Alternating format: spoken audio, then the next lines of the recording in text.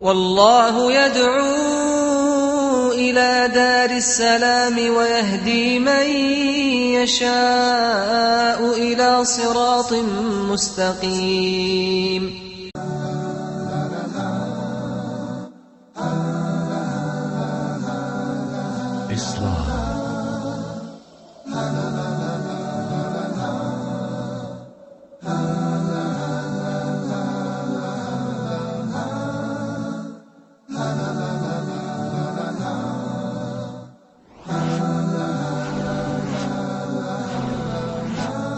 Islam 101. Bismillah ar-Rahman ar-Rahim. Wassalatu wassalam ala nabiyyina al-amin wa ala alihi wa ashabihi ajma'in. Welcome again to a new episode of Islam 101, where we deal with the basic fundamentals of al-Islam and explaining the tenets. And today, we're going to continue what we've begun in our previous 3 episodes. And we're dealing today again with the hadith of Gabriel, the hadith of Jibril. And we've arrived at this point to the discussion that's centered around al-Qadr, the divine decree. In our last episode, we left off by saying the statement of the Hibr, or the Habr of the Ummah, of this nation, Abdullah ibn Abbas. They call him the Hibr, meaning the ink of this Ummah, because he was knowledgeable and he was busy with teaching. And they call him the Habr as well, which means he's like from the ulama, the scholars, the Rabbaniyin, those tremendous scholars. Abdullah ibn Abbas, after the death of Rasulullah sallallahu alaihi wasallam, he was like the rest of the companions. He began to teach the tabi'un, those people who came after the companions. He was a scholar and a teacher in Medina, and then he went to Mecca.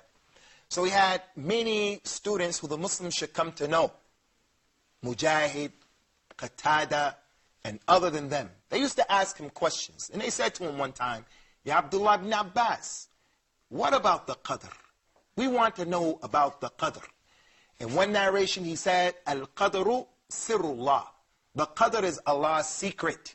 He hasn't shared that with all of us. He didn't tell us all of the details about the Qadr. He left the knowledge of it with him. In another narration, he said, the Qadr is a dark street.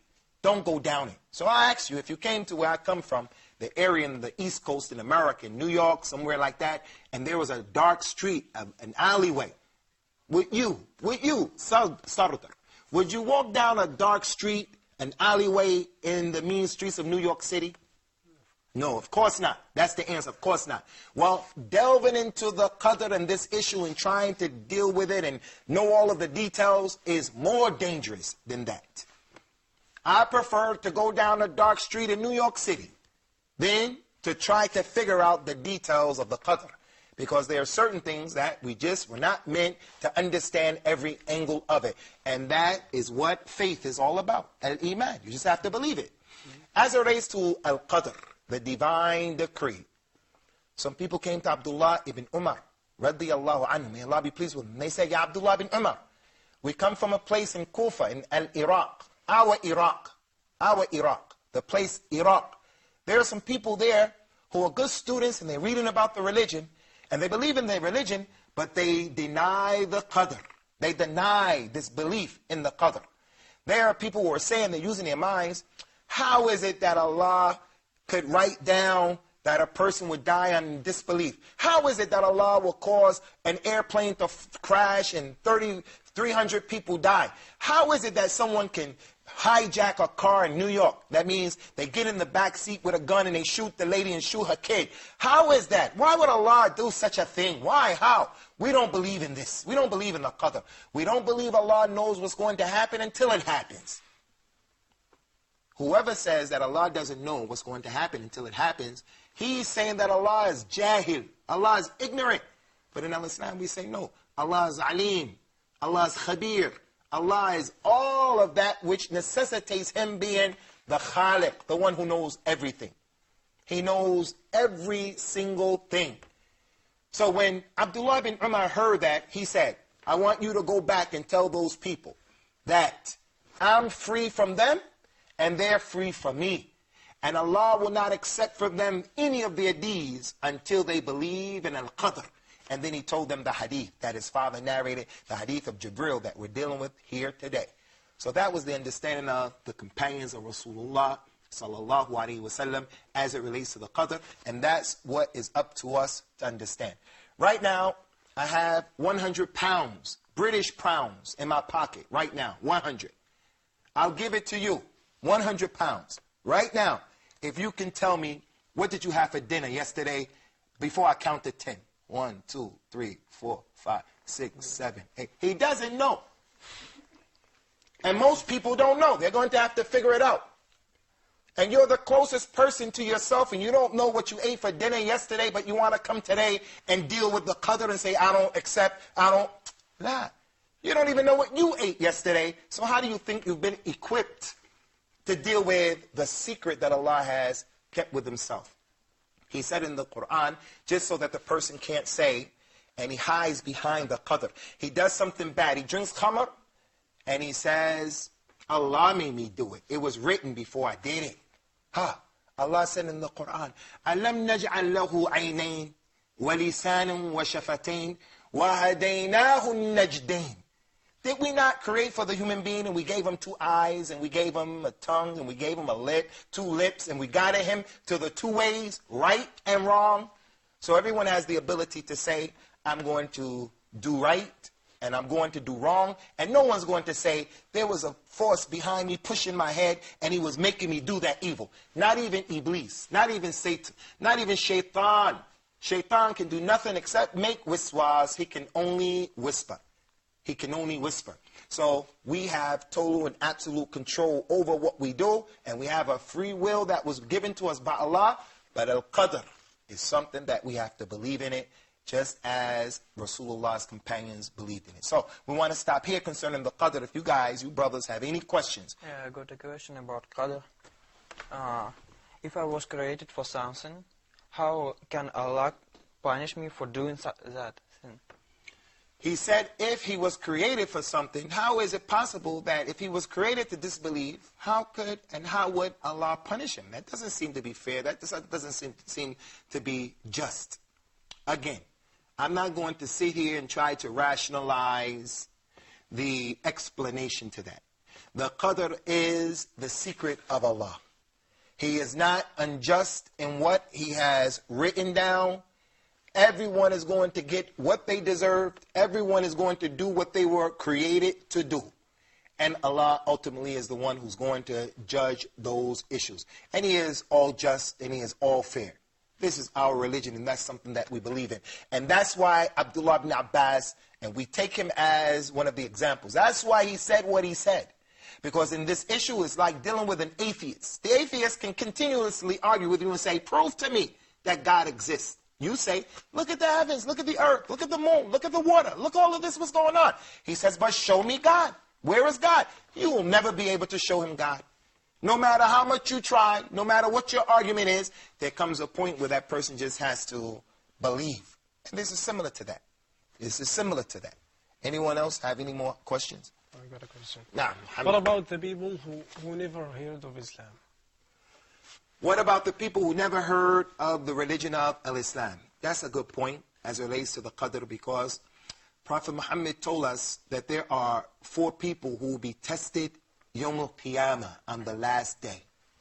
The first person is the child who was born and then he died when he was young. The Prophet never came to him. He never heard the message. Another person is the man who became so old that he became senile. So the Prophet didn't come to him when he was in the state of senility. The third one is the person who was dumb. He was tried with being created in a way that he didn't have the ability to understand what people were saying. And the fourth one is the one who was crazy. Yawm al-Qiyamah, on the last day, Allah will have a fire lit for them, a great massive fire, and Allah will say to those people, jump into the fire. Those from amongst them who jump into the fire and they obey Allah, the Lord of all the worlds, they will find the fire will be cool. Those people who don't jump into the fire and they disobey, Allah is going to say to them, had I sent my messenger to you, you would have disobeyed my messengers. So they will have the imtihan. They will have the test, Yawm al-Qiyamah. They will be tested. by the fire being kindled.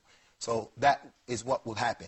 Those people who never heard the religion of Islam, they will be tested by Allah subhanahu wa ta'ala. Which brings me to an extremely critical point for my Muslim brothers and sisters. We have a responsibility to give da'wah ilallah, give da'wah to al-Islam.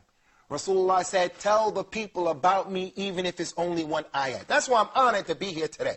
I feel that this is an honor to be given this opportunity to try my best to make people understand and know what al-Islam is saying. So if you are a person who you don't know much about Islam, you may not be able to articulate Islam. No one is saying come to a studio and do what we're doing. Go to your local masjid and do the Friday sermon. No one is saying that's your responsibility. But you have to give da'wah to Allah. You have to call to Allah in your behavior. If you are a Muslim, the non-Muslims are looking at us and they're saying, if Muhammad was such a good man, then why are you a thief? And why are you a liar? And why are you doing this? And why are you doing that? So we have to make da'wah to Allah. When I came to this country that I'm in right now, this is a Muslim country. When I was traveling here, certain women wore hijab, other women didn't wear hijab. Certain men were smoking, other men weren't smoking. Certain men were praying, other men weren't praying. So what we do is we send mixed signals to the non-Muslims. The non-Muslims don't know. Should they be wearing hijab or not wearing hijab? Should they be smoking or should they not be smoking? If Muhammad was such a good guy, such a good man, then why are you Muslims giving this particular picture of him? So I say that to my Muslim brothers and sisters. You have a responsibility to call non-Muslims to al-Islam. And I say to the non-Muslims, when you look at the Muslims, there are good Muslims and bad Muslims, just as there are good Christians and bad Christians, good Jews and bad Jews.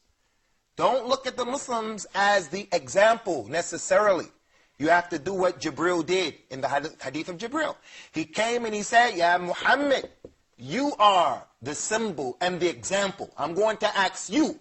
You have to look at Muhammad sallallahu alaihi wasallam as the example. Because people are on different levels as it relates to their understanding and their commitment to the religion.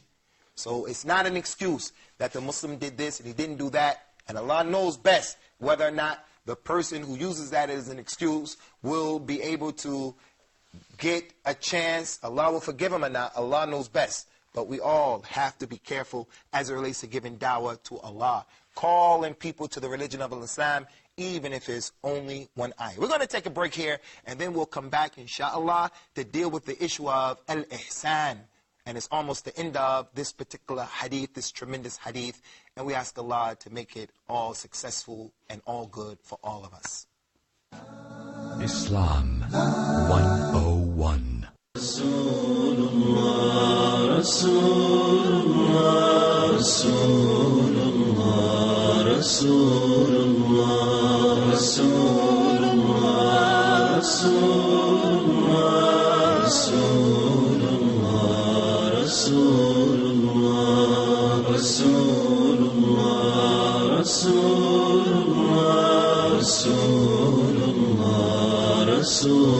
Rasulullah, Rasulullah, Rasulullah,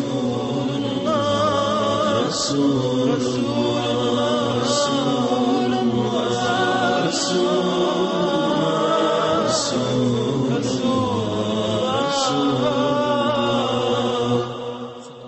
sallallahu alayhi wa sallam.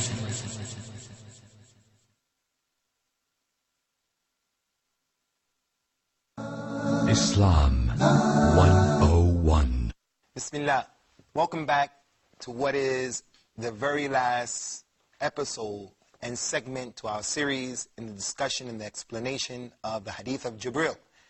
And as we've mentioned so many times in the past, in the previous episodes, this is Islam 101, in which we're trying to do our best to give a concise and a crystal clear understanding of the basic tenets and prescripts of the religion of Islam. As it relates to the last aspect of this hadith, and much can be said, is the third level of the existence of the Muslim, and that is al-ihsan.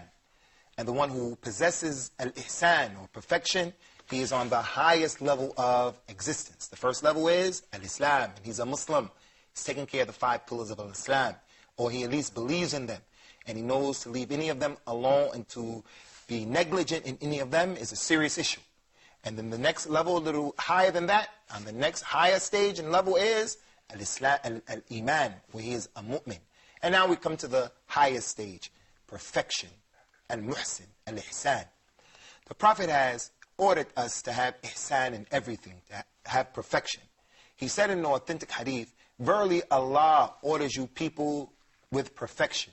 So if you do something, do it very well. If you slaughter an animal, slaughter it well. Take the knife, he said, and make sure that you sharpen it so as to spare the suffering to the animal. That's what our religion says to us as it relates to the food that we're going to eat. That we don't take a blunt instrument and cause the animal to suffer. We have to have ihsan. We have to sharpen it so that in one or two goes, and when you strike the jugular vein on the neck, the animal is relieved from any suffering.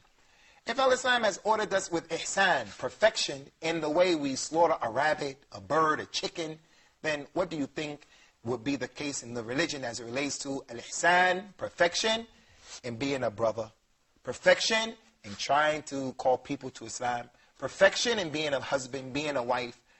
What do you think our religion would say as it relates to perfection in dealing with non-Muslims? Then, of course, this is more important than a bird or another one of these small animals like a rabbit. So he, in this hadith of Jibril, when he was asked, what is ihsan? What is perfection? He said, perfection is you should worship Allah as if you see Allah. Right now, you brothers are looking at me right now. The audience, they see me right now.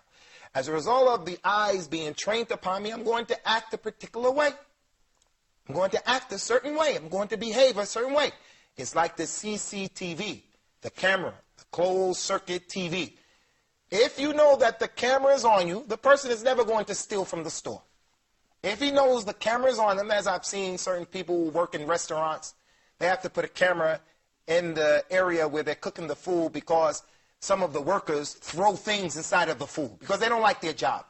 But if they know that the camera is on them, they're not going to do that. Well, that's what ihsan is. That you worship Allah and you act and believe as if he sees you. And even though, as if you see him, and even though you don't see him, you know for a fact that Allah sees you. So that means that the Muslim doesn't allow himself to be found by Allah in a place where he shouldn't be. He shouldn't allow himself to be found or seen by Allah in a condition that he wouldn't allow other people to see him.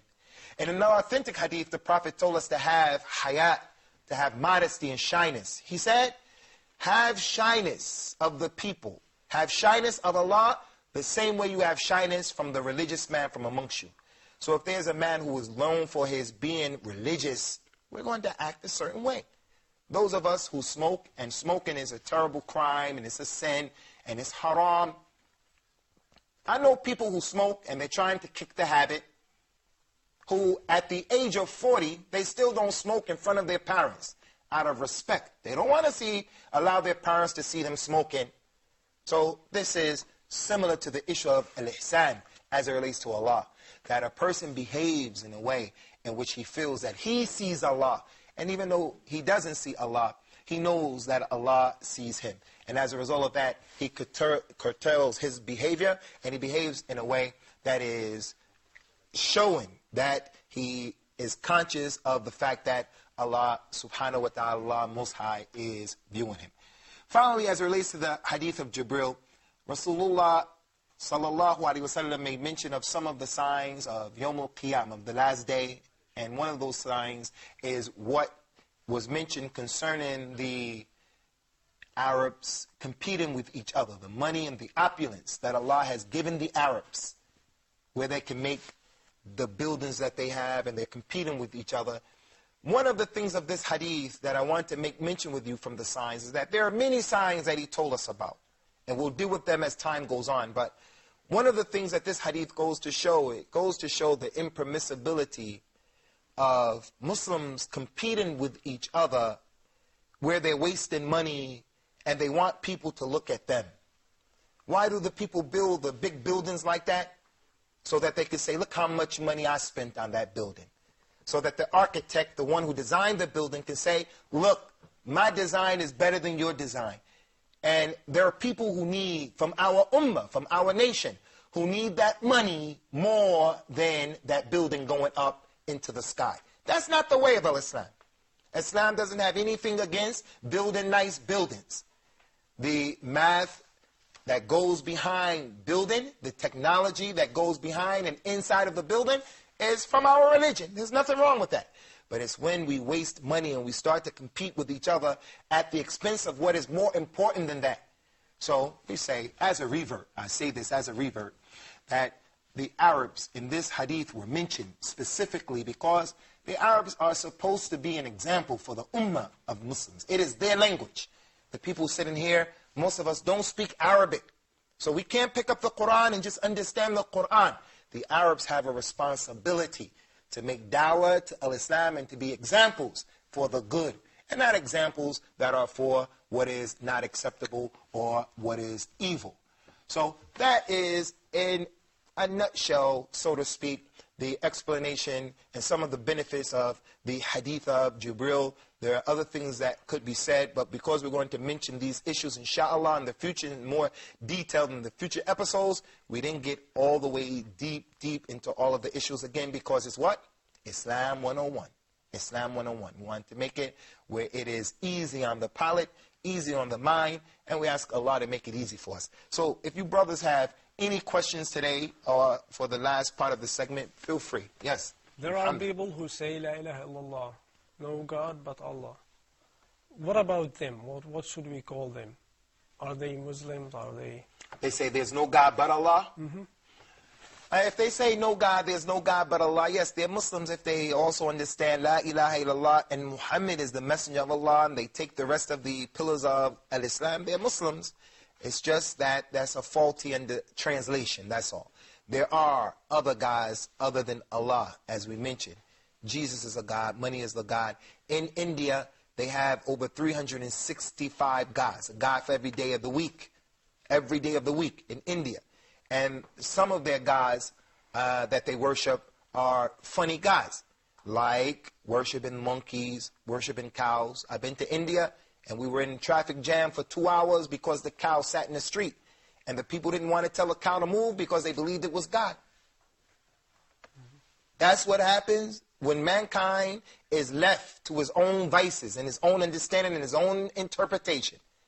The cow is God. Is that possible? That the monkey is God? No, this is not possible, and it's not befitting. So they are Muslims, but it's not the correct explanation or translation of La ilaha illallah. And that's why when Rasulullah Muhammad came to the Arabs of Quraysh, they knew the language very well. So when he said to those people, say La ilaha illallah, they knew right away what it meant. They knew La ilaha illallah means there is no God worthy of worship but Allah. So therefore that means that the gods that we have around our Kaaba, La ilaha illallah means that these gods don't deserve to be worshipped. Which entails mean we're going to lose our economic foothold here. The people who come from Sham, they come from Syria and Jordan and that area. They used to go to Mecca to trade. In the summer they go here, in the winter they will go there. So in the winter time, the people of Syria in that area, they will come to Mecca. And they would trade and they would give money for the gods. So the people with Rasulullah would make a lot of money. And then they will go back. So La ilaha illallah, as soon as the Quraysh heard that from Rasulullah, they knew La ilaha illallah meant what? There's no God worthy of worship but Allah. So this doesn't deserve to be worshipped. Al-Lat and Al-Uzza and Manat, they don't deserve to be worshipped. They're false gods. So that means we're going to get hit in our pocket financially. They understood that concept. Today, unfortunately, if you asked an Arab in Arabic, what does La ilaha illallah mean? He'll say, there's no God but Allah in Arabic. That's because the Muslim Ummah, the nation, we have to get back to the basics of the religion. Which brings me to another point, and that is, in these episodes, you would have witnessed that I use a lot of Arabic terms. I've been told over and over again that I have to be careful and cognizant of not using terms, because I can't take it for granted that the Muslims know the terms, nor can I take it for granted that the listeners, whether they're Muslims or not, can understand what I'm intending from the content of what I'm saying, or the context in which I'm saying it in. So I first want to apologize. I should try al-ihsan and be a perfect example in what I'm saying, but sometimes I forget. So I want to apologize, first of all. Second of all, we'll do our best to come back to try to explain what this term is and what that term is, and we'll try to stay away from the Arabic terms altogether. But for my Muslim brothers and sisters, the religion of Al-Islam is a religion that was revealed in the Arabic language. And it was revealed in Arabic for some wisdom that's with Allah. And one of the wisdoms is the Arabic language is a precise language in the way that it is. It is an eloquent language. It is the last book for you to know what Allah is wanting and commanding. So everyone has to make an effort to learn as much Arabic as he can possibly learn. And this is one of the signs that I saw that convinced me that Al-Islam was the truth. That if you take the average Muslim off the street, and the majority of Muslims are not Arabs. Arabs are a minority. Take the Muslims from Africa, Indonesia, and you ask them, give me all of the words that you know in Arabic. You will see that he knows 1,000 words. He may not be able to speak Arabic fluently and put those words into sentences, but he knows a lot of the original language of Muhammad, the last prophet and Nabi. Whereas, if you ask a Jew or if you ask a Christian, tell me 15, 20 words that Jesus spoke, the Aramaic of Jesus, he's not going to be able to tell you 10 words. He's going to claim he believes in the Bible, but he doesn't know any words of the original language that Jesus spoke. That is a clear sign that things were lost along the way in that Bible. Some of them even think that the Bible was revealed in English. No, Jesus spoke Aramaic and Moses spoke Hebrew, and the majority of the people who connect themselves to those two religions, they don't know either language. Whereas the normal Muslim, wherever you find him, I know Muslims who are in Alaska, Anchorage, Alaska, they're Eskimos. Eskimos, they know words in Arabic, 1,000 Arabic words. This is one of the signs that Al-Islam is the religion of truth. Do you brothers have any more questions concerning the hadith of Jibril? Any more? Muhammad. About Al-Ihsan. If the motive behind the man that he does not smoke in front of his dad is a fear of him, is that called al-ihsan? As it relates to fearing the human beings and being in a position where you don't want them to see you doing something that's wrong, that is a part of ihsan, and that's from our religion. But we should fear Allah, the ultimate fear. We should fear Allah, the ultimate fear. We're going to stop here with this hadith of Jibril, this most important hadith in the religion of Islam. And we ask Allah to accept this effort from us and to make it easy so that you could and would have understood what our intent and our goal was behind in explaining this particular hadith. هذا وصلى الله وسلم على نبينا الأمين وعلى آله وأصحابه أجمعين والسلام على من اتبع الهدى.